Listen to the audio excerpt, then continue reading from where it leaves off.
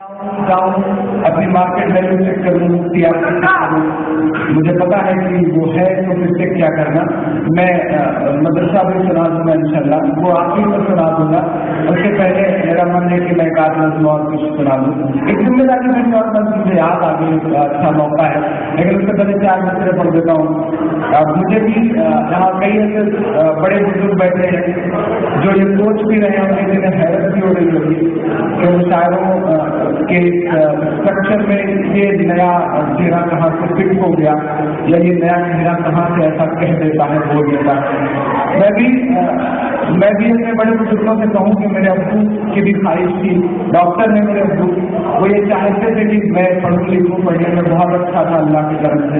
وہ چاہتے تھے کہ ایک چھوٹی سی خوبصورت سی گورنمنٹ کی نوکری ہو، IAS یا IPS بن جاؤں یا ڈاکٹر بن جاؤں، کچھ بھی کروں لیکن گورنمنٹ میں چلا جاؤں. گاؤں میں آج بھی مائنڈ سیٹ ہے کہ 20,000 کی ہی نوکری ہو لیکن گورنمنٹ کی ہونی چاہیے، یہ ایک مائنڈ سیٹ بنا ہوا ہے. تو وہ یہ چاہتے تھے.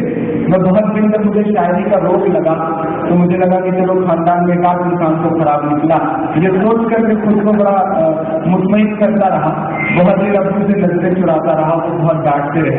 لیکن اب جب دنیا کے ہر حصے سے دعائیں سنتی ہیں تو کبھی کبھی میں ان کی آنکھوں میں سکون سا محسوس کرتا ہوں. تب مجھے لگتا ہے کہ میں ابو سے 4 مصرے کہوں، کبھی کبھی اشاروں میں پڑھ دیتا ہوں. چھوٹا بھائی انہیں کلپ کے ذریعے سنا دیتا ہے، سامنے پڑھنے کی ہمت تو میری آج بھی نہیں ہوتی. تو میں 4 مصرے یہاں پڑھتا ہوں، آپ سب شاید اسے محسوس کر سکیں. پڑھتا ہوں سبھی. بھلا دریا کہاں رہتا سمندر ہو گیا ہوتا. یہ صرف میرے من کی بات نہیں ہے، ادھر بیٹھے ہوئے جتنے چہرے ہیں یہ سب کی آبادی کے نام میرے لیے دوسرے ہیں. میں پچھلے 3 تاریخ سے مسلسل سفر میں ہوں اور شاید 3 گھنٹے سے زیادہ سونے کی بات ہی نہیں ہو پائی. 3 گھنٹے بھی صحیح سے نہیں سو پایا. آج جب میں آنا تھا عتیق بھائی کی گاڑی میں بیٹھا تھا تو مجھے جھپکی آ جا رہی تھی بیٹھے بیٹھے گاڑی میں. انہوں نے کہا کیسے پڑھ پاؤ گے آپ؟ تو میں نے کہا چلو جو سامنے بیٹھے ہوئے لوگ ہیں نا، ان کی محبتوں کا جو نشہ ہے وہ بہت بہت بہت بہت طاقت دیتا ہے. وہ جو جنون ہے نا، وہ نیند، درد، تھکان، بخار سب کچھ دور کر دیتا ہے. بہت کھانسی آ رہی تھی 2 دن سے بہت بیمار تھا، اور آئے بھی کیوں نہ بھٹکل کا پروگرام ہو، 3 گھنٹے پڑھوائے لوگ. جدہ میں 3.5 گھنٹے پڑھوائے لوگوں نے تو کھانسی کے آدمی کا کلیجہ ان کو آ جائے، کوئی بلا نہیں. تو بچنے کا ہنر آتا ہے. میں نے دوسرے پروگرام میں کہا تھا کہ ہندوستان میں مارواڑی ایک برادری ہوتی ہے اور ان کا کوئی بدلا دے سکتا ہے تو وہ بھٹکل کے لوگ دے سکتے ہیں. مارواڑی برادری ایسی ہوتی ہے بھائی اتنی اتنی پوری طرح سے پروفیشنل ہوتے ہیں کہ وہ برش جس سے برش کرتے ہیں نا، وہ برش جب گھس جاتا ہے خراب ہو جاتا ہے تو اس کو پھینکتے نہیں ہیں، بلکہ اس کو کاٹ کر کے برش الگ کر کے جو ڈنڈی بچتی ہے اس کے پجامے میں ناڑا ڈالنے کا کام لگاتے ہیں. میں آپ کی محبتوں کو اعلان کرتا ہوں کہ آپ کو یہ سارے نظر آتے ہیں. اللہ آپ نے اپنی شدت سے وصولہ ہے. پھر سے جو تیسرا مورچہ بیٹھا ہوا ہے اس کی تعداد بڑھتی جا رہی ہے. میں جب آیا تھا تو کرسیاں خالی تھی، لیکن ادھر اچھا لگ رہا ہے جیسے انسان کو بنانے کی کوئی فیکٹری ہو، ایک ایک کر کے آدمی آتے جا رہے ہیں اور پیچھے بھیڑ بڑھتی جا رہی ہے. اب تو اتنے لوگ ہو گئے ہیں کہ پتہ ہی نہیں چل پا رہا ہے کہ پیچھے آدمی بیٹھے ہیں، گملے رکھے ہوئے ہیں. لیکن جب یہ بولتے ہیں تو احساس ہوتا ہے کہ پیچھے کچھ ہے، کچھ ہلچل ہو رہی ہے. اوپر سے باہر بھائی صاحب اشار بھائی بیٹھے ہیں ماشاء اللہ. ان کو دیکھتا ہوں تو سوچتا ہوں کہ ان کے بال اتنی کمزور میں جھڑے کیوں لگے. لیکن ایک اچھی بات ہے، ایک ہی دقت ہوتی ہے جن کے بال سر رہ جاتے ہیں تو صرف ایک دقت ہوتی ہے کہ صبح پتہ نہیں چلتا کہ منہ کہاں تک دھونا ہے. میں کرتا ہوں بھلا دریا کہاں رہتا سمندر ہو گیا ہوتا. ٹھہر جاتا کسی رستے کا پتھر ہو گیا ہوتا. ٹھہر جاتا کسی رستے کا پتھر ہو گیا ہوتا.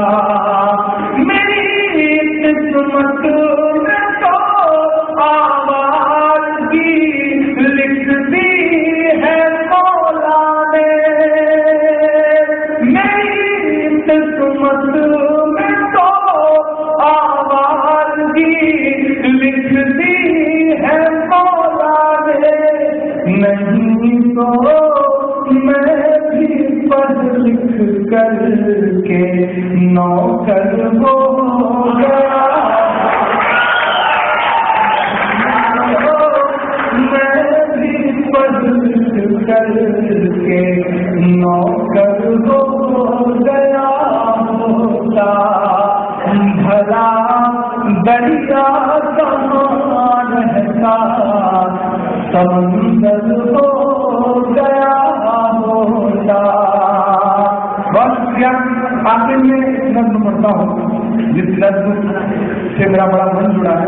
इधर मेरे हैदराबाद के कुछ दोस्त बैठे हुए हैं, अशरफ साहब माशाल्लाह बहुत अच्छे आदमी हैं, इतनी छोटी छोटी बात में हंसते हैं, लेकिन इतनी छोटी छोटी बात में हंसते हैं कि कभी कभी बिना बात के हंसते हैं।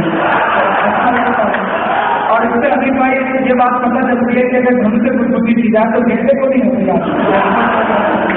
आप बहुत प्यारे एक लफ्ज़ जो पढ़ता हूँ आप सब, मैंने जो बेचैनी आपके दिलों में महसूस करी है, या मेरे प्रतापगढ़ के कुछ दोस्त बैठे हुए, जब पिछली बार दरबार का प्रोग्राम था तो दूसरे दिन इन लोगों ने मुझे मजबूर किया कि हम मिलने आना चाहते हैं आपसे।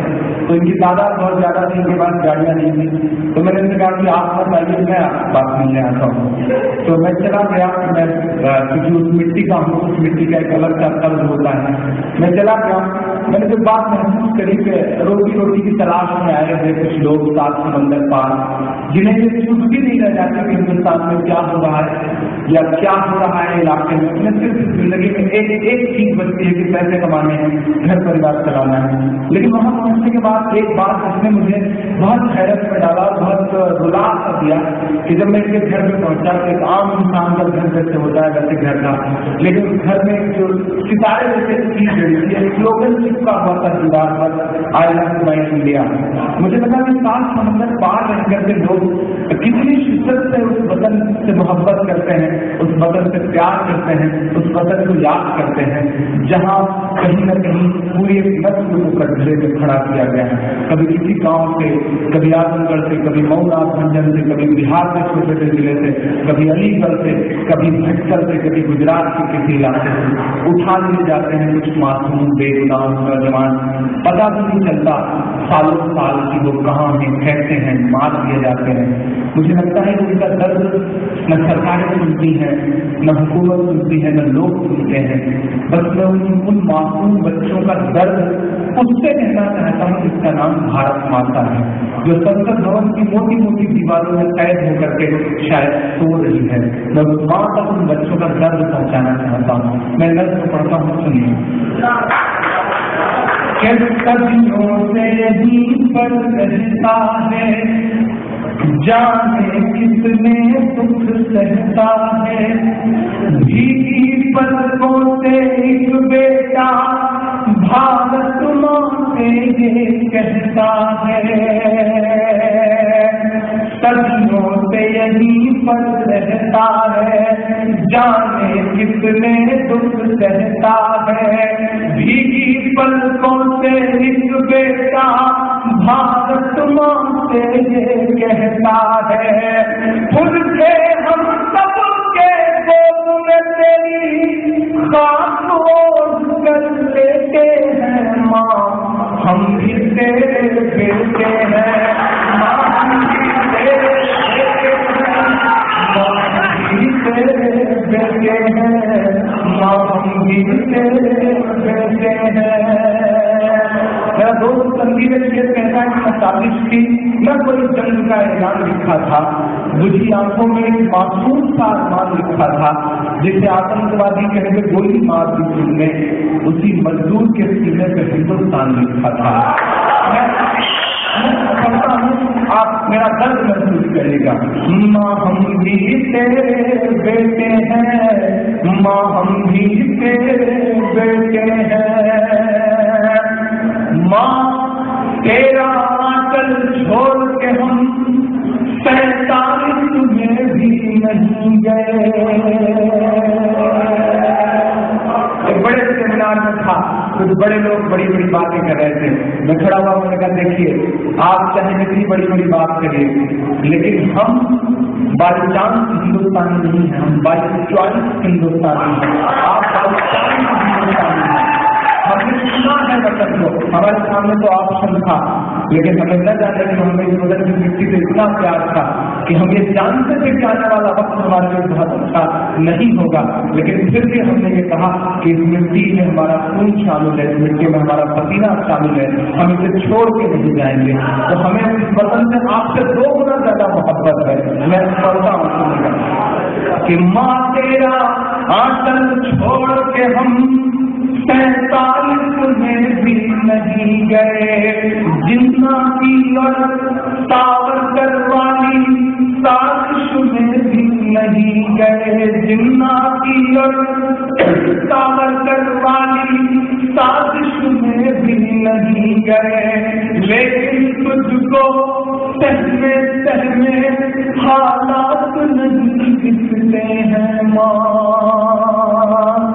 ملک کے حالات بہت بدلے ہیں۔ ہم ٹرینوں کے سفرات میں سفر کرتے ہیں، ہمارے موبائل پہ فون آتا ہے، ہم جواب میں وعلیکم السلام کہتے ہیں تو ہمارے آس پاس کی سواریوں کے چہروں کے رنگ بتاتے ہیں کہ ملک کے حالات بہت بدلے ہیں۔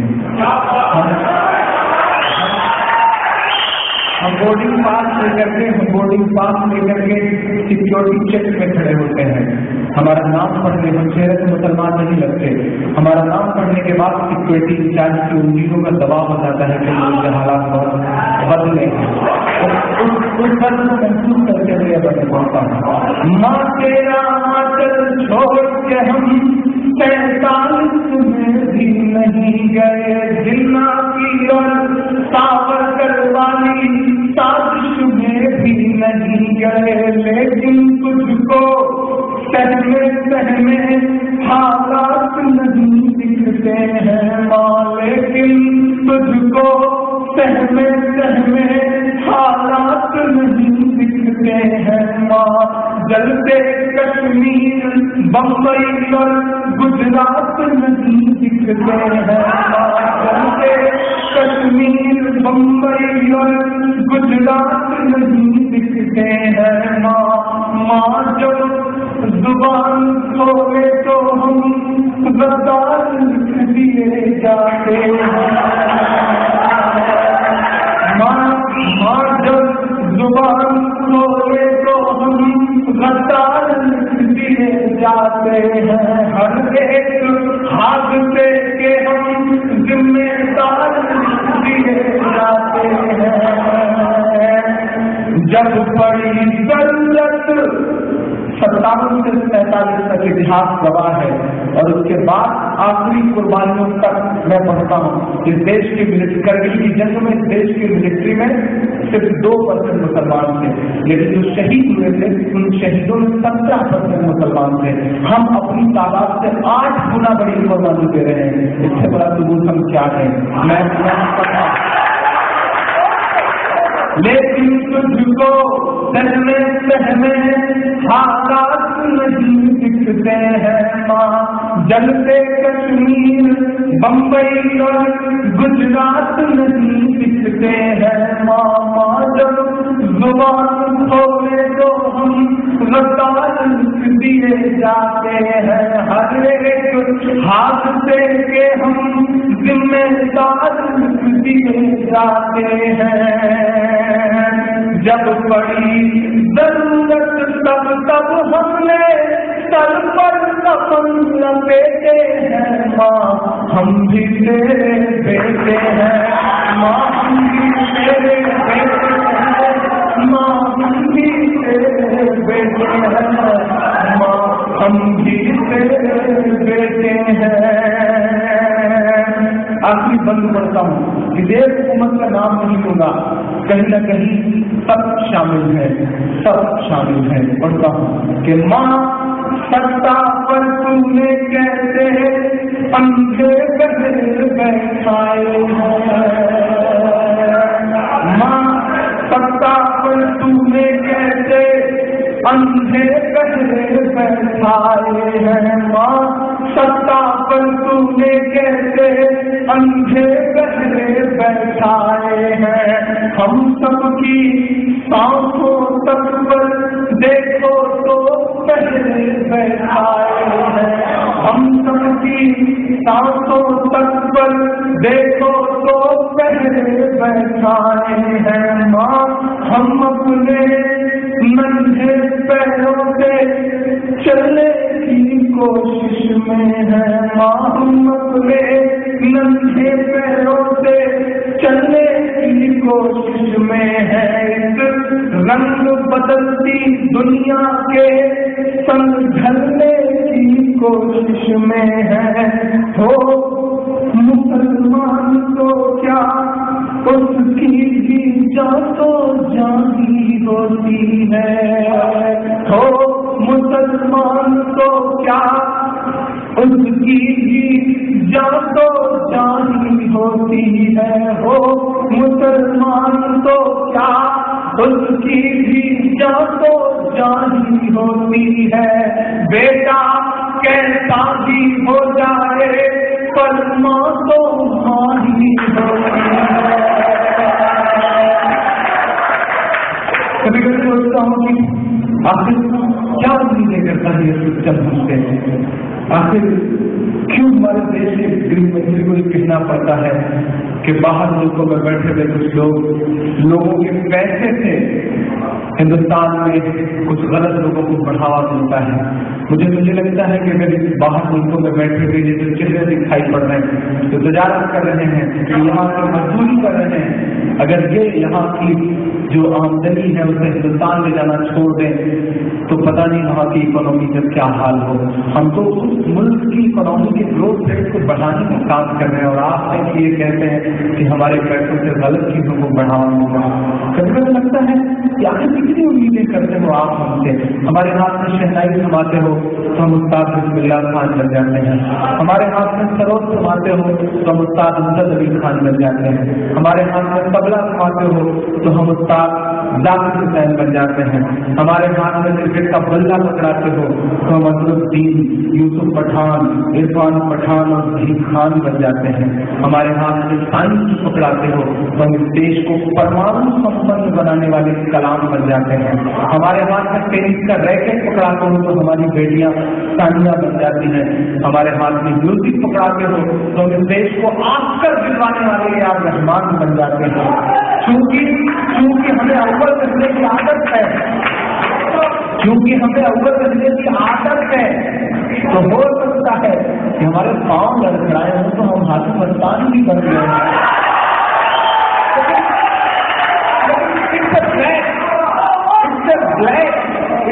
بلیک جس طرح ایک اندردھنش ہوتا ہے، ایک اسپیکٹرم ہوتا ہے، اس میں بہت سارے رنگ ہوتے ہیں، ایک رنگ کالا بھی ہوتا ہے۔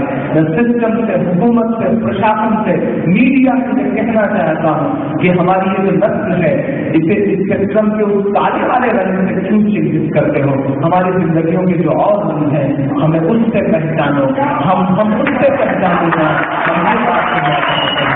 میں آخر پڑھ رہا ہوں، وہ مسلمان کو کیا اس کی بھی جان تو جانی ہوتی ہے، بیٹا کیسا بھی ہو جائے پر ماں تو ماں ہی ہوتی ہے۔ یہ جو بزرگ بیٹھے ہیں میں ان کی پیشانی کی جھریوں میں جو درد محسوس کرتا ہوں، کبھی کبھی بہت روتا ہوں اس درد کو محسوس کر کے، کبھی کبھی میں انسان ہونے کا بھی درد محسوس کرتا ہوں، اس کو محسوس کر کے روتا ہوں، اسے صرف ایک دوسرے میں کہتا ہوں کہ وہ مسلمان کو کیا اس کی بھی جان تو جانی ہوتی ہے، بیٹا کیسا بھی ہو جائے پر ماں تو ماں ہی ہوتی ہے۔ تو جھانک کے دل میں دیکھ کبھی، بہت لگے گا میری بات پر، تو جھانک کے دل میں دیکھ کبھی، تو جھانک کے دل میں دیکھ کبھی، ہم کتنا درد سمیٹے ہیں ماں، ہم بھی تیرے ہیں ماں، ہم بھی تیرے